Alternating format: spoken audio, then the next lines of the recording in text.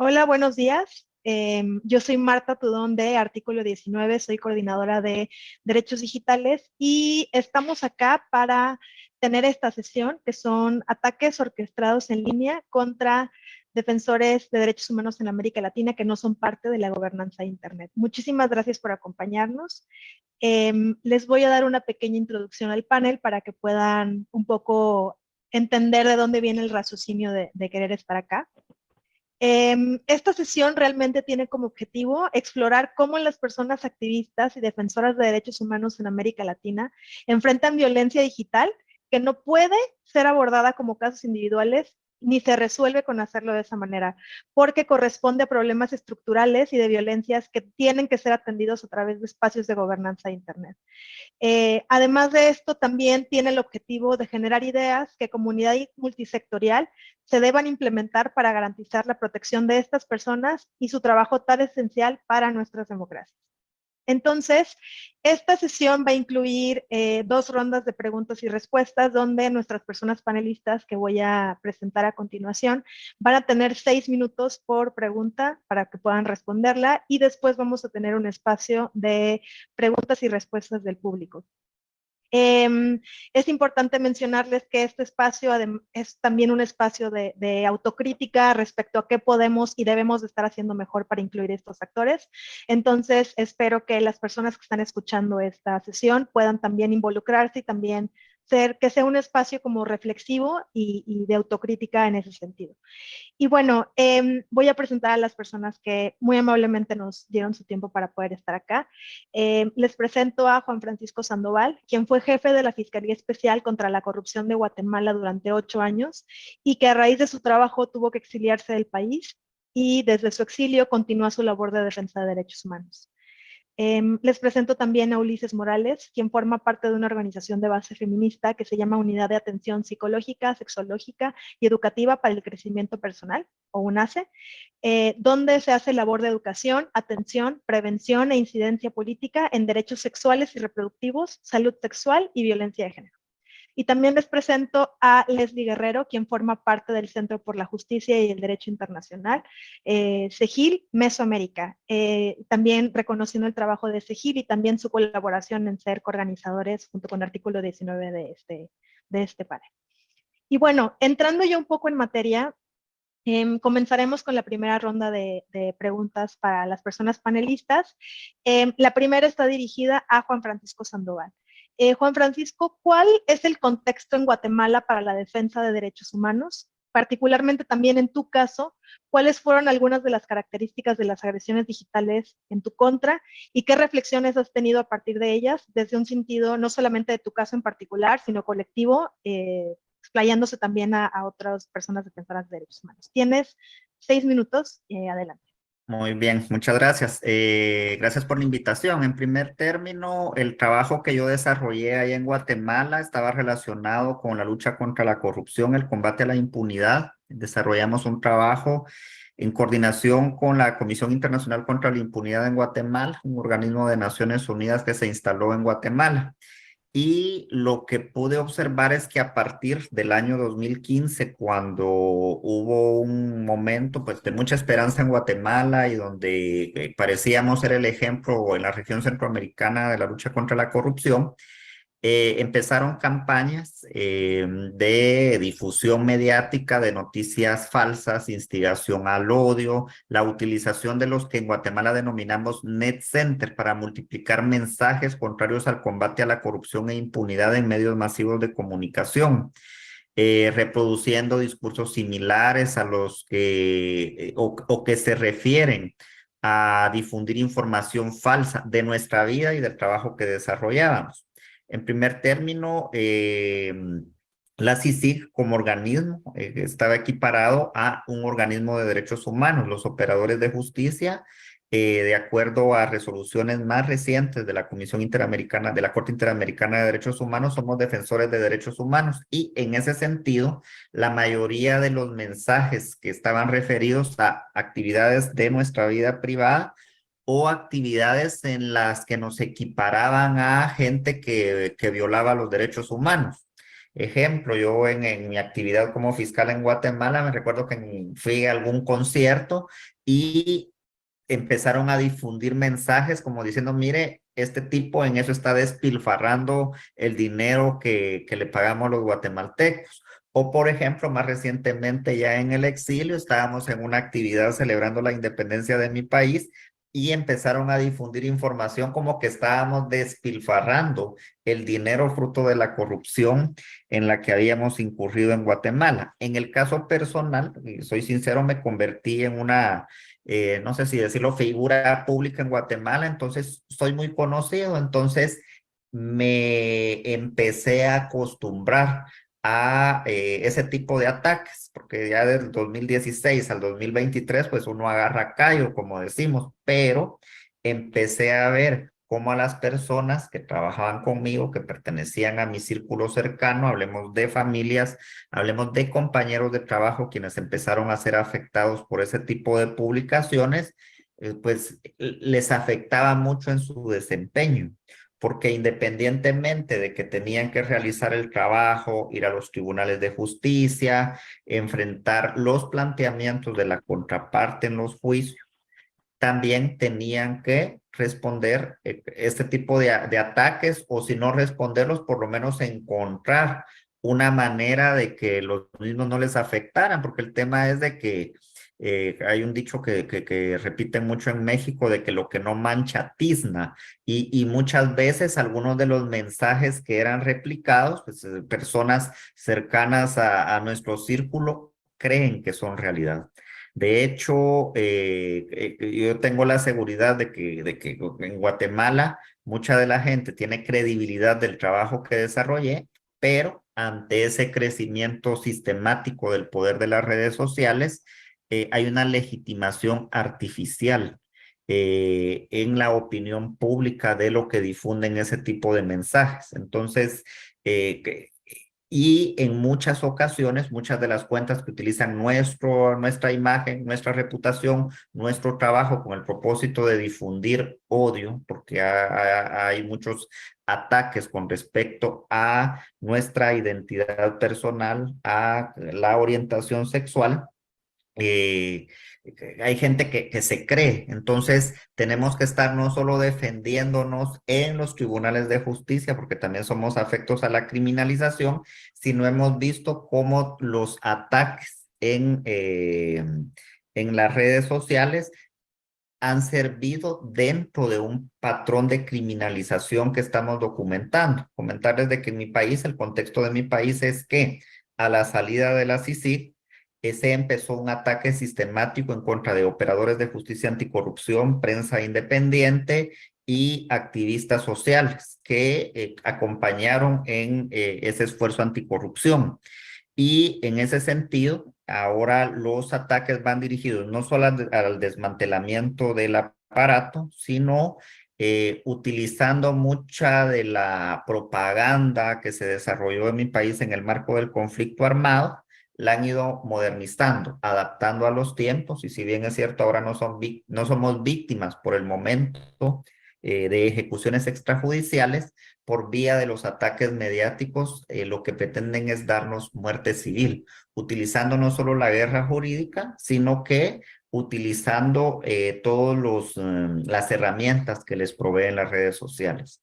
Ese patrón que hemos ido documentando, en ese patrón que hemos ido documentando, hemos visto cómo eh, cuando uno de los defensores de derechos humanos que va a ser víctima de la criminalización, se anticipan campañas de ataque mediático, es decir, se utilizan las redes para preparar el escenario.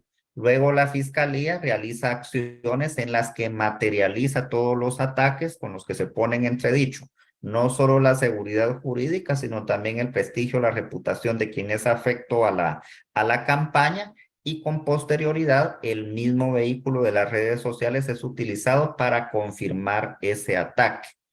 Y cuando hemos tenido, y les digo, por ejemplo, mi experiencia ayer, estaban atacando a un excompañero, a un amigo allá en Guatemala, por una situación de naturaleza personal, vinculándolo en una relación hasta sentimental conmigo, y denuncié la situación. Estaban utilizando mi imagen, la imagen de la persona, con el propósito de generar odio, pero lamentablemente en unos minutos después me llegó un correo de que no reunía los requisitos el hecho que yo había denunciado. Entonces, como que ahí nos limita en el tema relativo a qué es lo que en realidad he recibido como una denuncia que merezca la pena ser por lo menos bajada o descargada de las redes sociales. Y por aquí me quedo. Muchas gracias, Juan Francisco. Ahora paso a Ulises para preguntarte lo siguiente. Un segundo, por favor. Ulises, ¿qué tipo de agresiones digitales, o sea, desde tu acompañamiento, desde la movilización que tiene UNACE como organización que acompaña a más personas, qué tipo de agresiones digitales reciben las personas de las comunidades de la diversidad sexogenérica o las personas que viven con VIH? También, ¿por qué y para qué consideras que les atacan? Sobre todo, ¿qué impacto tienen este tipo de ataques para la pluralidad, diversidad y libertad de expresión de estas comunidades? Tienes 6 minutos para tu respuesta.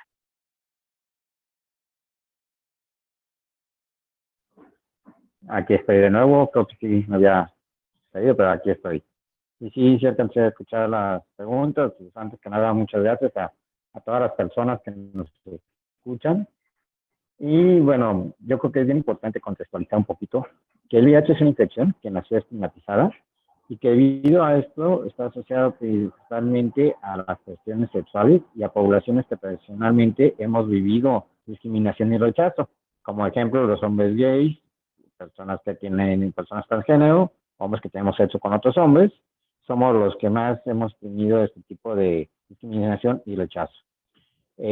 Como son el estigma, la discriminación al revelar el estado psicológico, la exclusión laboral, social, muchas veces incrementa la violencia en redes al exponer nuestras condiciones de salud, no solo en las redes, también en las comunidades.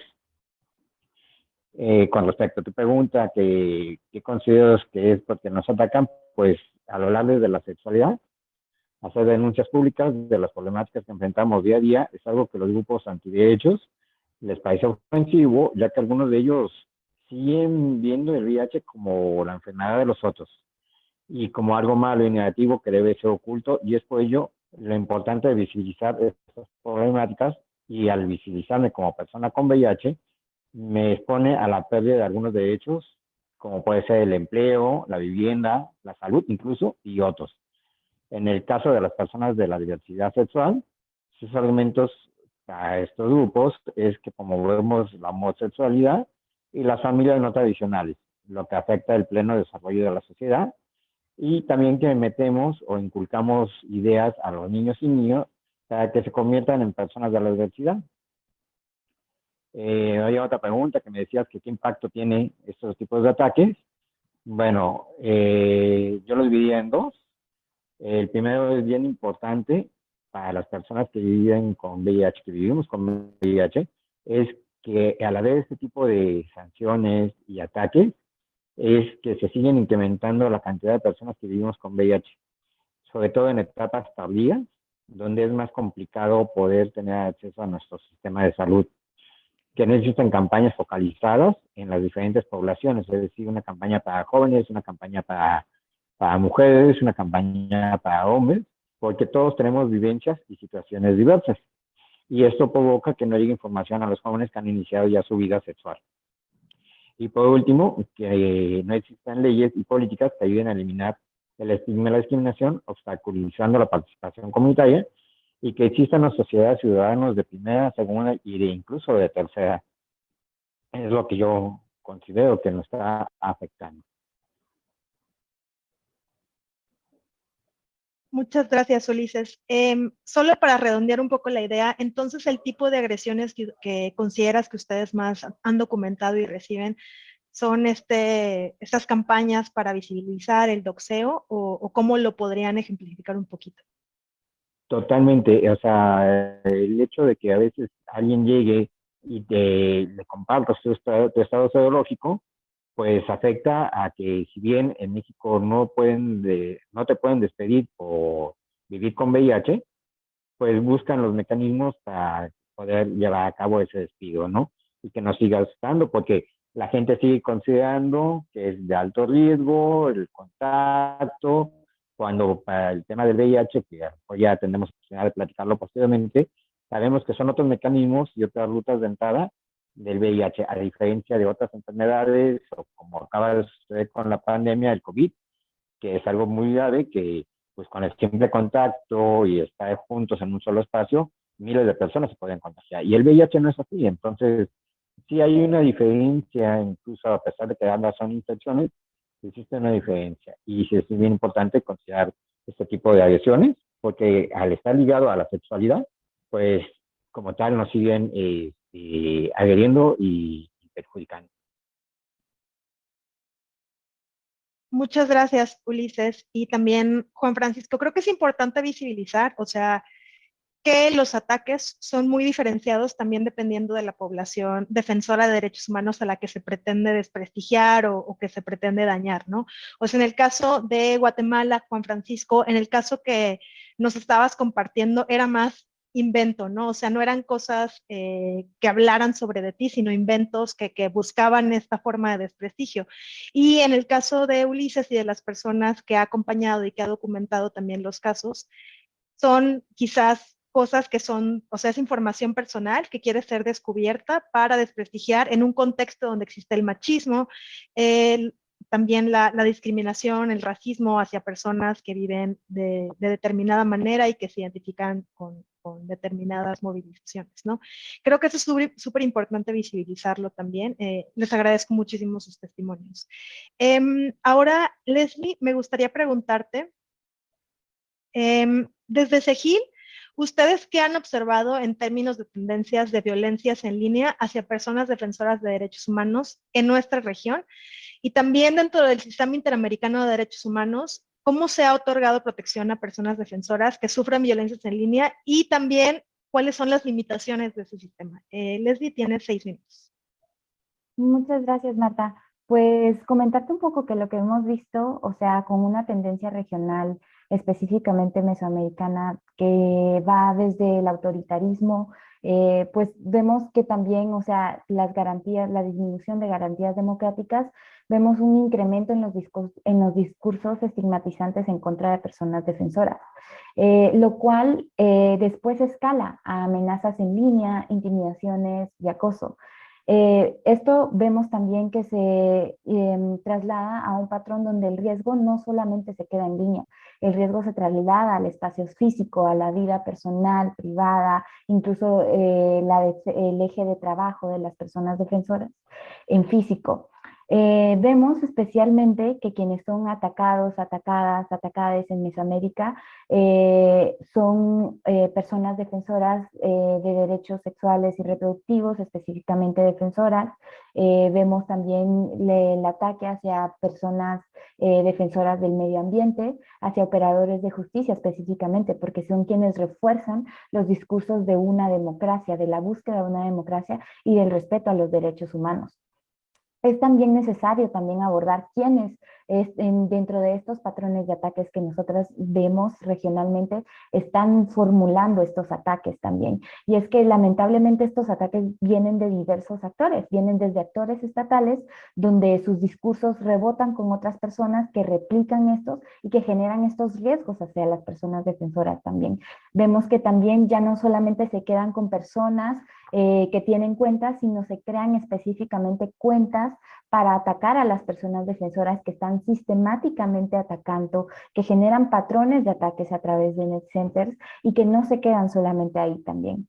Es importante decir que en el marco del Sistema Interamericano de Derechos Humanos, a través de sus órganos, de la Comisión Interamericana de Derechos Humanos y la Corte Interamericana, a través de las medidas de protección que pueden otorgar, entiéndase medidas cautelares, medidas provisionales y sentencias de casos, hemos visto que sí ha habido un avance muy importante en el reconocimiento de la violencia digital y cómo esto afecta y se hace un vínculo entre la vida y la integridad de las personas defensoras. Creo que específicamente también es importante el reconocimiento que han hecho estos dos órganos sobre los riesgos que ya les mencionaba y cómo se reconoce también que hay una apología hacia la criminalización y amenazas en redes sociales. Especialmente también el reforzamiento del deber de cuidado hacia los y las funcionarias públicas, especialmente quienes tienen altos cargos también, por cómo desarrollan sus discursos en el debate público, porque específicamente se ha reconocido que estas personas, altos y altas funcionarias, operan como un vector que amplifica y acelera la difusión de mensajes estigmatizantes. También han reconocido especialmente que las normas que emanan de las plataformas de redes sociales tienen un rol bastante importante en los discursos estigmatizantes, particularmente en el caso de personas defensoras de derechos humanos. Y pues para mencionar por último también que es importante cómo juega el abordaje de estos ataques en línea hacia la impunidad en contra de personas defensoras y el mensaje que le emite hacia quienes generan estos ataques.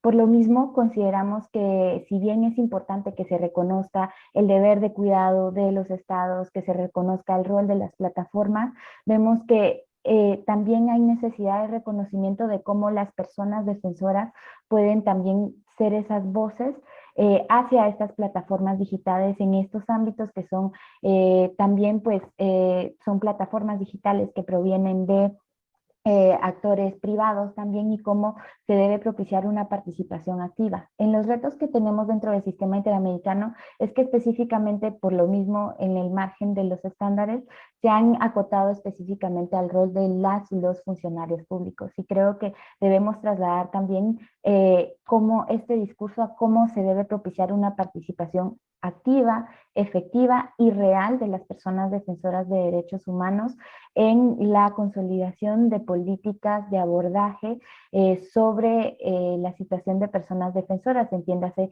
mecanismos de rendición de cuentas, mecanismos de quejas a las que recurren las personas defensoras de derechos humanos y que sus voces, específicamente de la región, sean escuchadas también, porque vemos que es un entorno global, pero ¿dónde está lo global si no vemos involucradas a las personas defensoras de Mesoamérica, de Latinoamérica? Gracias.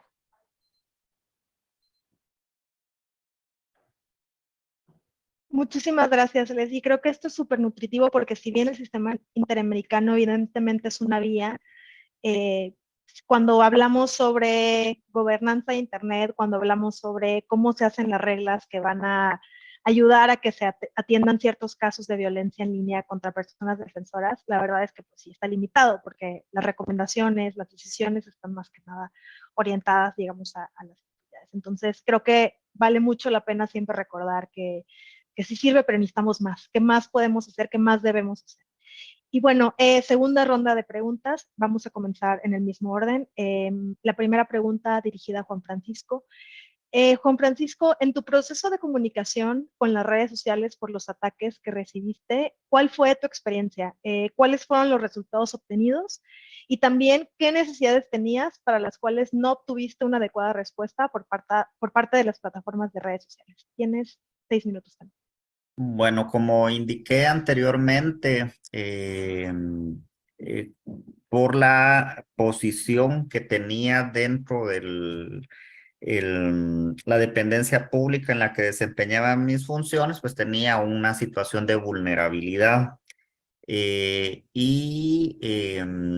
Esos mensajes que reunían criterios de humillación, criterios de malignidad y aprovechaban esa situación de vulnerabilidad, pues fueron objeto de denuncia, denuncia periódica, denuncia, inclusive en mi caso interpuse denuncias inclusive ante la fiscalía y cuando yo trabajaba en el Ministerio Público, pese a que en aquel momento todavía era una institución que tenía cierto prestigio, La respuesta que siempre se obtuvo de la plataforma, sobre todo es en Twitter, que es la plataforma en la que se dan y proliferan más este tipo de ataques, es que en el ámbito penal ellos no daban colaboración a las autoridades guatemaltecas. Es decir, que a diferencia de otras, de otros ámbitos en los que sí existe colaboración, no solo de las autoridades del país receptor, porque en este caso era por vía de asistencia judicial, la empresa no se abrió con el propósito de brindar información con respecto de cuáles eran las fuentes de los ataques, porque tenemos muy claro de que la mayoría de estos provienen de cuentas que no, que actúan bajo el anonimato y que responden a ataques sistemáticos que utilizan empresas de comunicación que hacen que desde servidores, que inclusive en el caso de Guatemala, muchos se encuentran fuera del país, pero no obtuve respuesta por la vía judicial. Ahora bien, las propias plataformas, conforme ha ido avanzando el tiempo y se han impuesto una serie de regulaciones que se relacionan con los ataques, regulaciones, por ejemplo, en Europa, entonces del conocimiento que existen recomendaciones del Comité de Ministros del Consejo Europeo y la Convención Internacional sobre la eliminación de todas las formas de discriminación racial, donde existen ciertos antecedentes en los que se ha luchado para purgar contra cuentas falsas o contra cuentas que producen esos discursos de odio. Pero a la fecha, ese esfuerzo es incipiente. Y tomemos en consideración de que, por ejemplo, cuando estuve trabajando en Guatemala, la CICIG en su momento elaboró un informe en el 2019 donde ya daba cuenta de la importancia de tener este tipo de ataques, pero no obtuve ninguna respuesta. Muchas veces quienes nos desempeñamos en el ámbito de la defensa de los derechos, quienes nos encontramos fuera, quienes ahora realizamos muchas actividades o desarrollamos actividades que se relacionan con la defensa de los derechos humanos, eh, nos encontramos en un espacio en el que no tenemos defensa porque no existen políticas desde las propias empresas, que son las proveedoras de los servicios, para establecer un estándar de qué información es la que debe ser suspendida, a qué cuentas son a las que no se les deben de permitir nuevamente acceder, e inclusive ir más allá, porque cuando estos son completos ejércitos de bots, pues tendría la posibilidad la empresa de verificar en dónde se encuentran los servidores o ubicados los servidores en los que se producen ataques, sobre todo cuando son ataques masivos. Pero, como reitero, aunque no está en este momento regularizado, es incipiente el esfuerzo que se ha realizado y tampoco existe una política de las propias empresas que ayuden a detener esta serie de ataques. Ni siquiera quienes somos afectados por los mismos tenemos un mecanismo al cual acudir. Es decir, lamentablemente la experiencia personal ha sido negativa en este sentido. Y eso es de que, por ejemplo, mi cuenta se encuentra verificada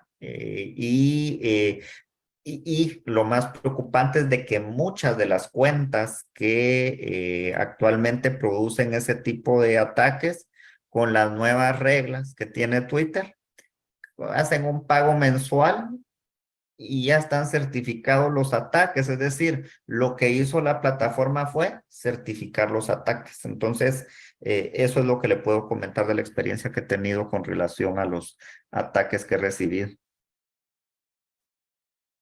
Muchas gracias, Juan Francisco. Sin lugar a dudas, sí es un tema que deberíamos estar hablando todos quienes formamos parte de estos espacios de conversación, porque la necesidad ahí está y evidentemente tiene que formar parte de una conversación para que se asegure también la protección del anonimato y de tener cuentas, de poder navegar, de poder expresarte en línea, pero también qué está pasando cuando estos ataques son de cierta manera automatizados, de manera inorgánica, para atacar de forma focalizada a una persona y a su labor de defensa, ¿no? Entonces son esas dos cuestiones que tienen que estar conversando entre sí para poder tener mejores respuestas.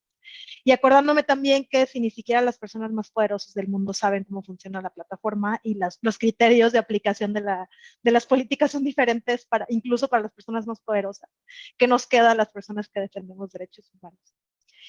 Pero bueno, Ulises, ¿cuál suele ser la respuesta de tu organización UNACE frente a los ataques y violencias en línea que enfrentan ustedes y también las comunidades y personas que acompañan? Y también ante estas violencias, ¿qué depende de ustedes para trascender los ataques y qué ustedes han detectado que de verdad no depende de ustedes y por qué? Tienes 6 minutos para responder.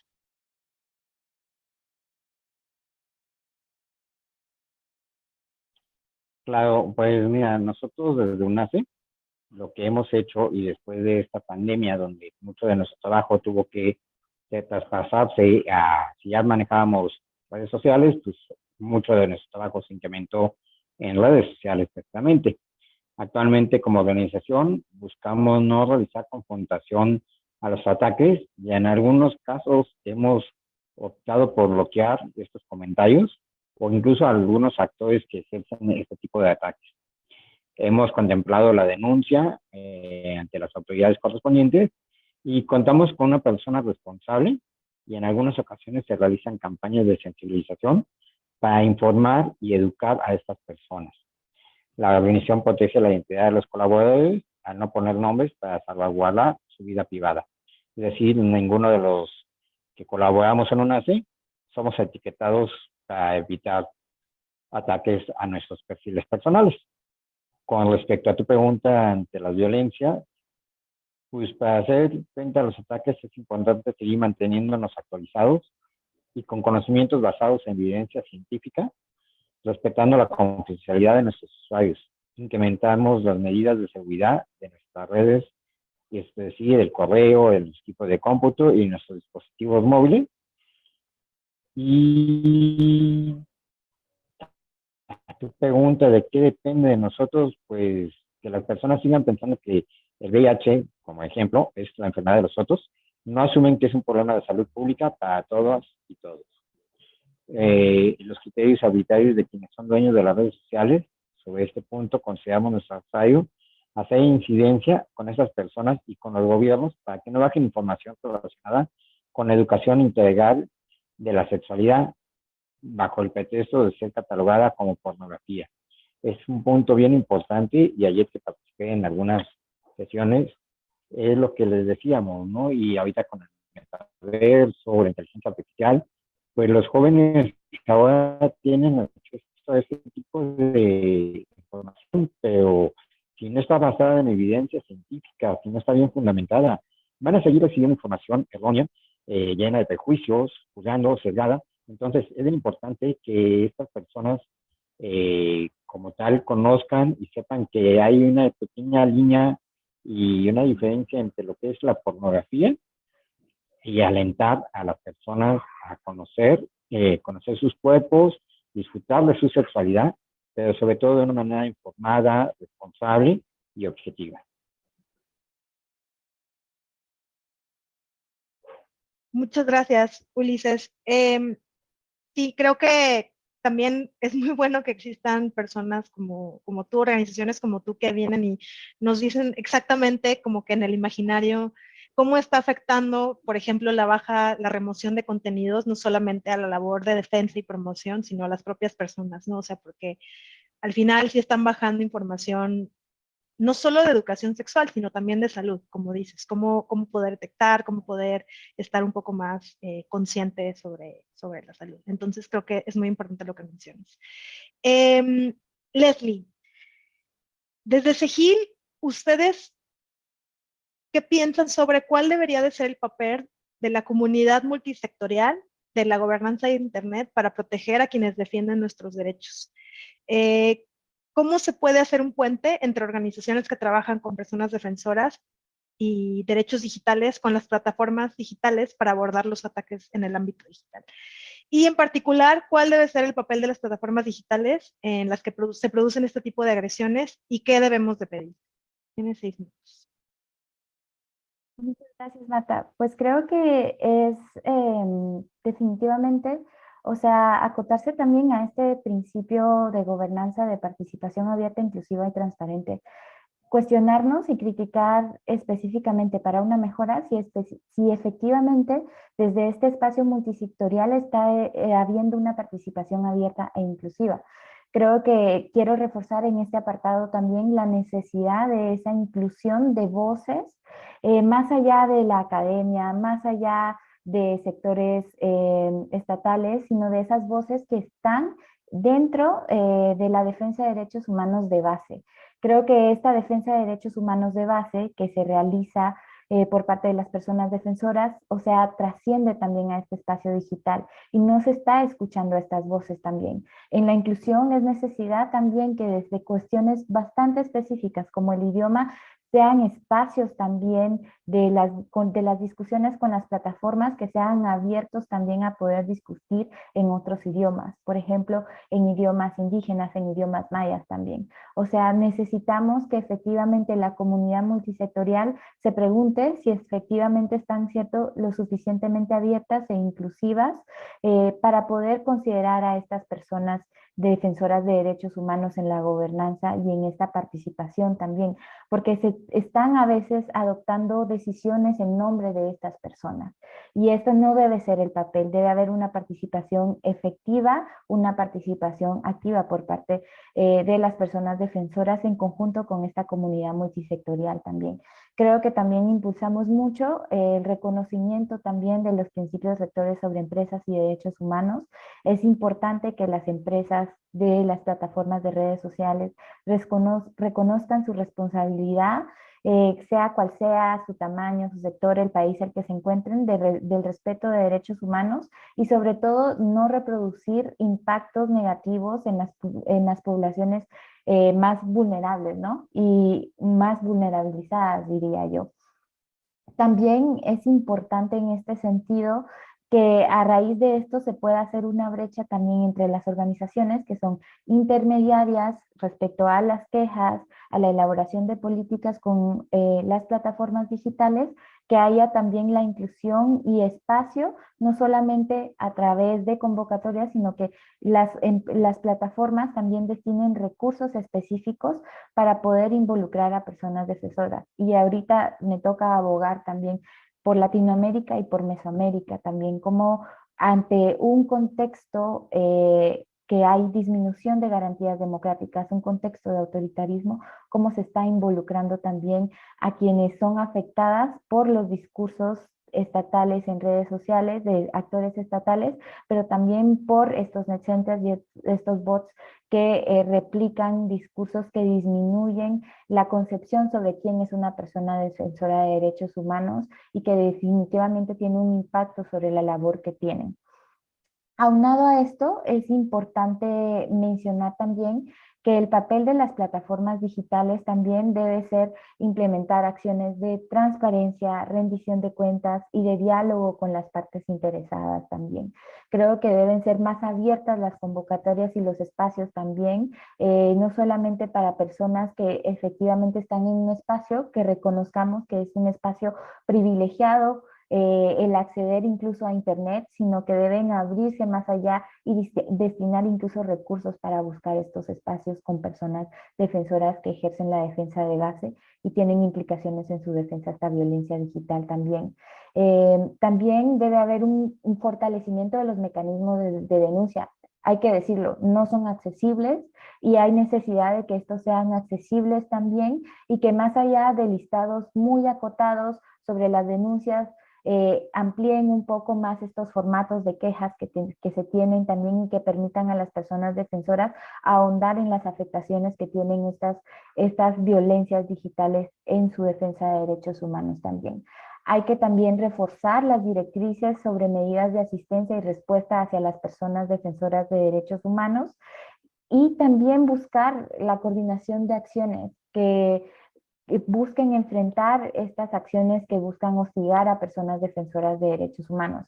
como lo decía anteriormente, la impunidad en casos de agresiones a personas defensoras tiene un rol importante en el incremento de estas agresiones. Y si las empresas no reconocen, las plataformas digitales no reconocen esta labor, es importante que a raíz de esta participación de las personas defensoras se reconozca la importancia también de cómo disminuir estos ataques también. Y efectivamente creo que finalizo con buscar espacios más abiertos donde sea una amplitud de idiomas, y yo creo que es necesario también decir que, o sea, en espacios como RightsCon hay necesidad que los espacios, haya más espacios en español, hay espacios en otros idiomas indígenas, idiomas mayas, etcétera, y que también haya apertura para el acceso de personas que no son distantes de estos espacios y que están en la defensa de base. Y con eso me quedaría. Gracias.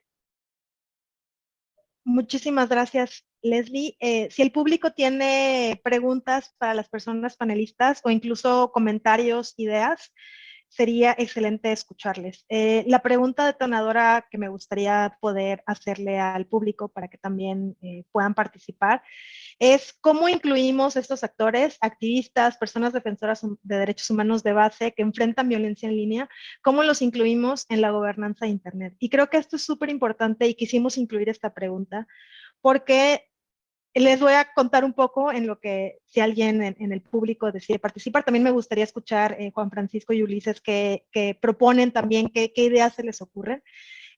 Cuando seguí el artículo 19 estábamos pensando en crear esta sesión, estábamos conversando sobre que existe una distancia impresionante entre las organizaciones que tienen acceso a los espacios de gobernanza de Internet, no solamente porque los temas pueden llegar a ser complicados, sino también por que son espacios privilegiados, ¿no? Donde ya lo mencionaba Leslie, son espacios que generalmente son en inglés, en lugares que son caros de acceder o que necesitas un visado para el cual no hay muchas personas que tienen acceso, etcétera.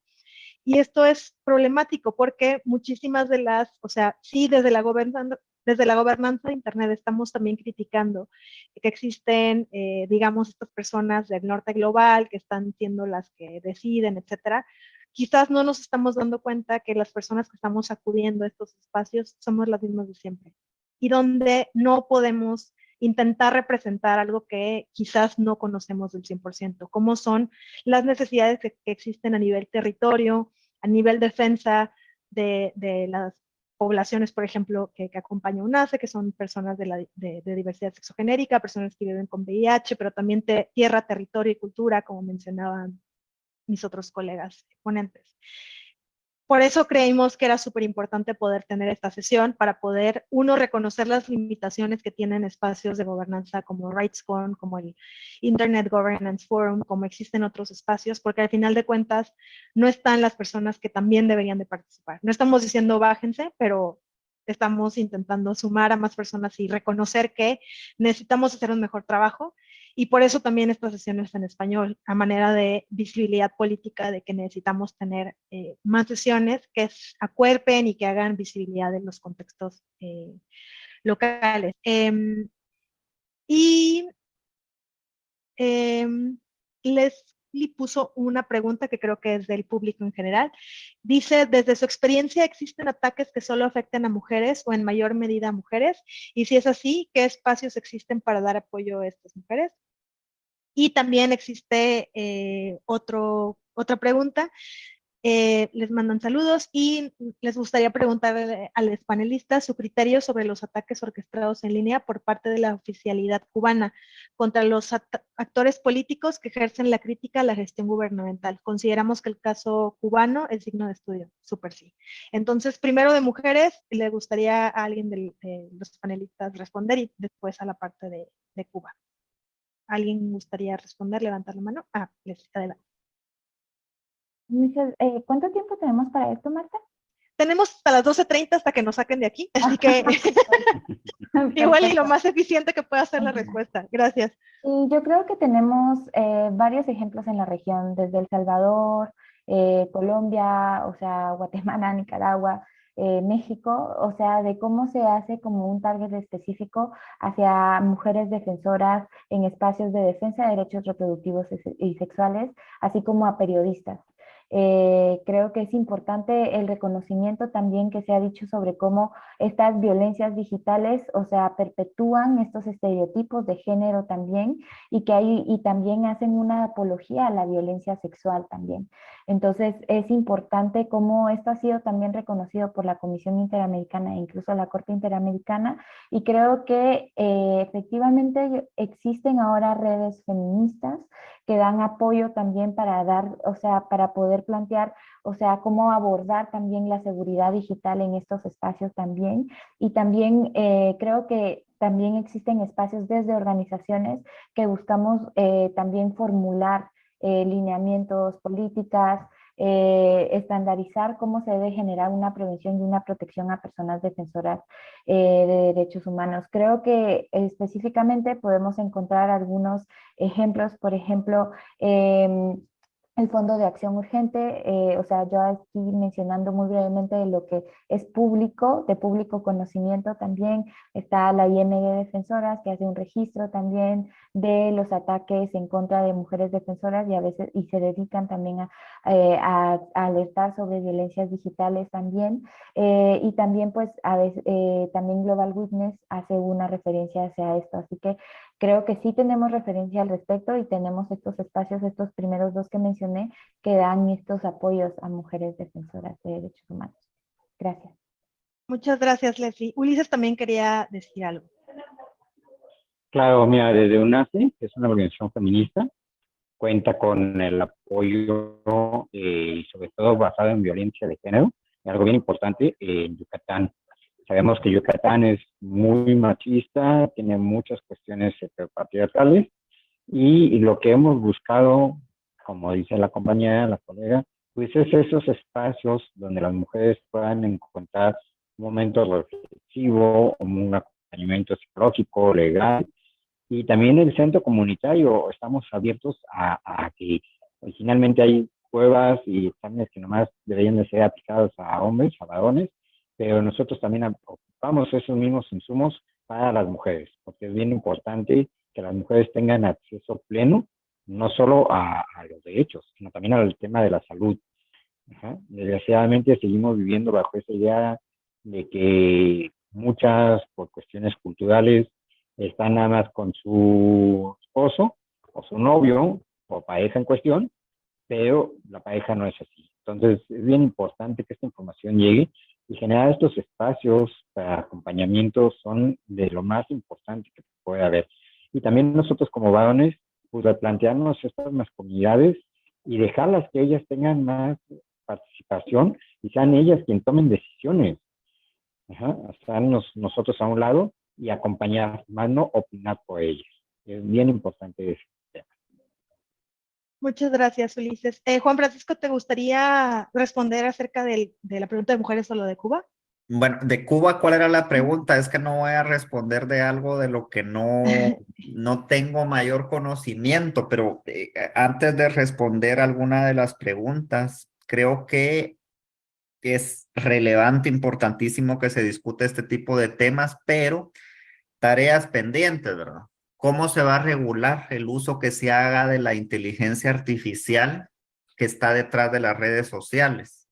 ¿De qué manera se va a trabajar por detectar la existencia de estructuras criminales detrás de estos grupos que generan estas campañas de odio por los distintos temas que hemos abordado?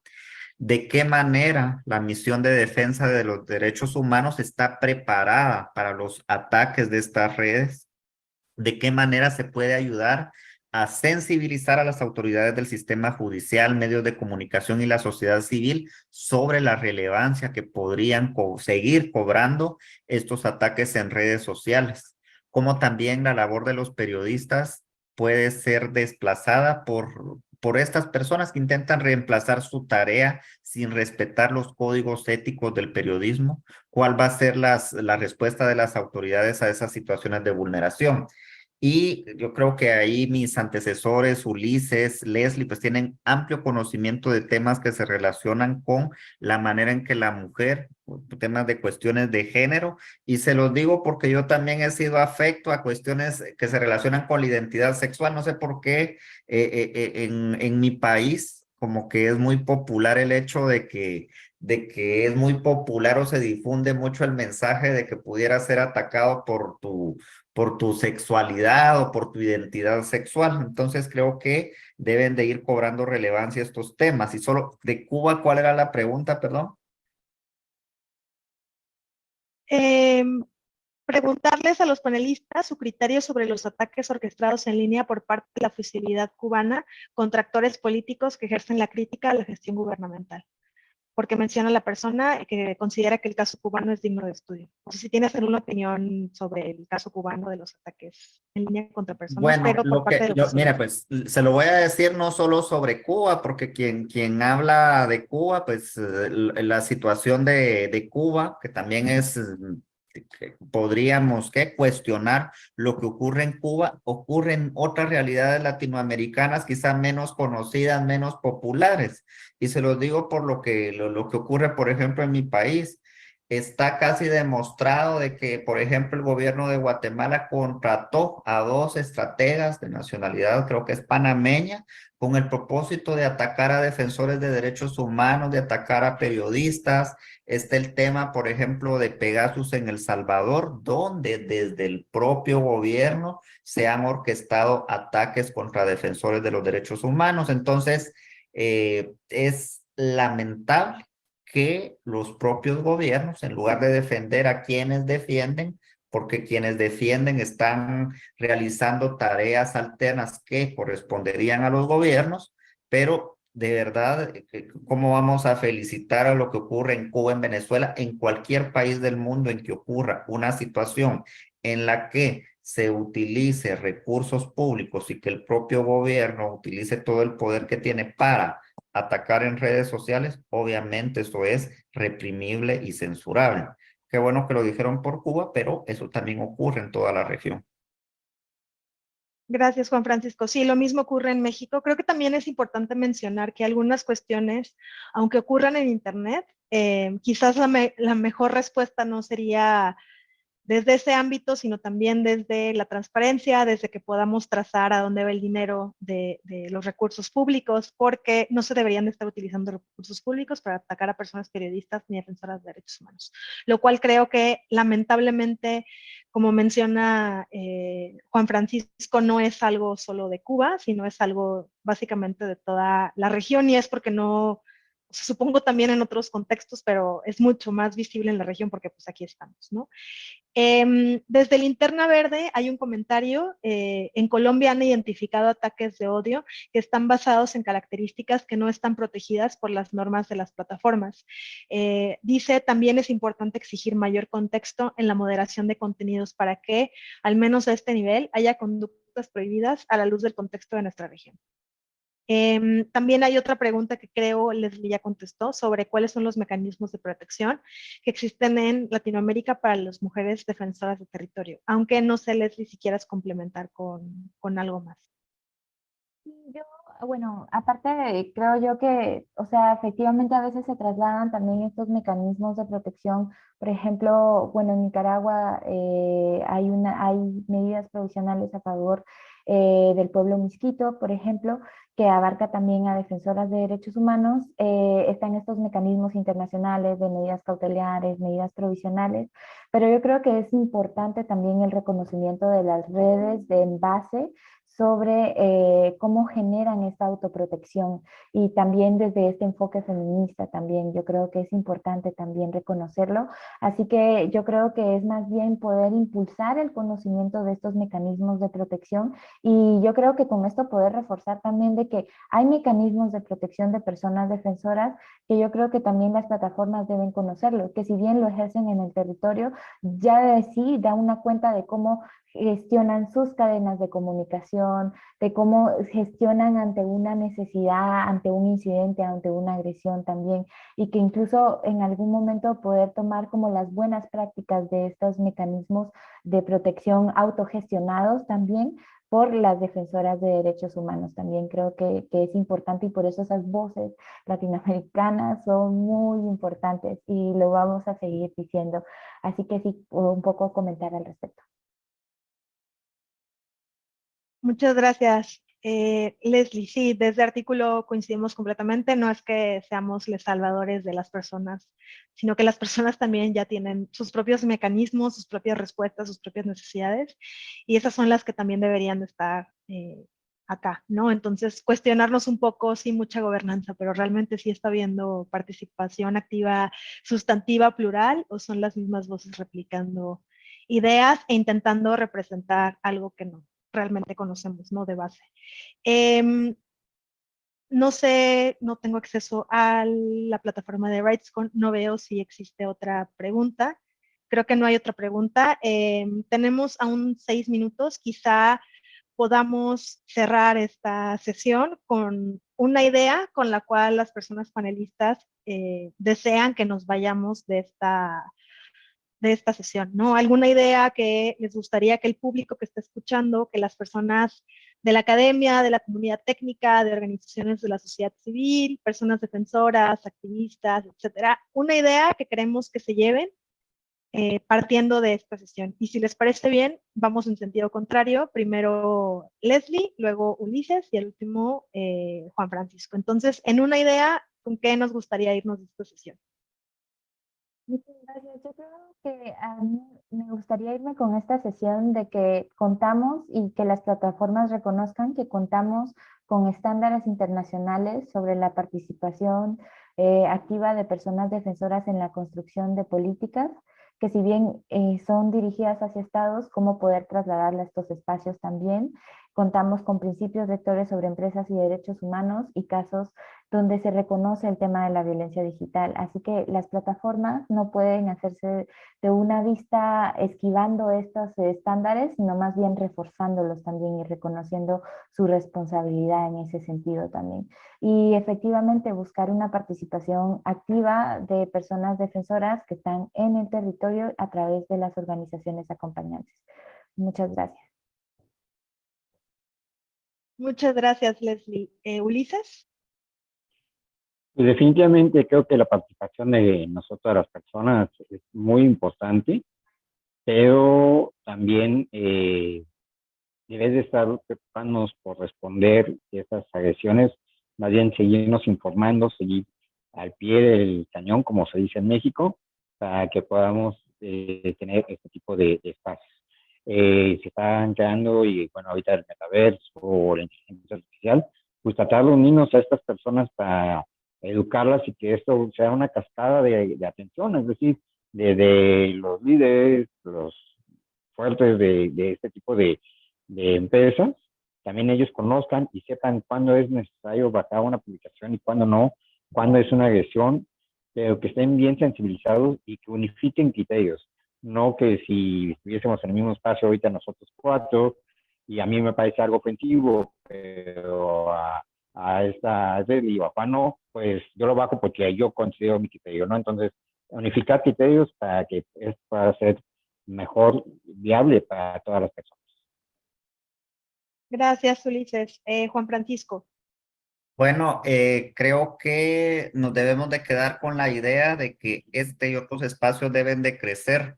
Hay muchos desafíos, que los desafíos que decíamos de la regulación, pero que también se conozca, se informe y que se difunda la información con relación a no solo la relevancia que existe en cuanto a los efectos que pueden producir esos ataques, pero que también puede abrir la puerta a una nueva oportunidad, una tarea que abre para que diversos niveles se activen, para que la regulación o los estándares que ya existen se apliquen o que se estudien y que en realidad esto permita hacer conciencia a estados, al sector privado y que esto pueda repercutir en que la sociedad tenga una mejor educación con respecto a la importancia, la relevancia que tienen las redes, pero como también las mismas pueden constituir una nueva forma de amenaza y ataque para la vida cotidiana. Muchísimas gracias, Juan Francisco, Ulises, Leslie, fue un placer estar acá. Entonces, vayámonos con esas ideas fundamentales y pues muchas gracias al público por sintonizar. Un gran saludo, gracias Egil por organizar esto y bueno, nos vemos. Gracias. Adiós. Gracias, adiós.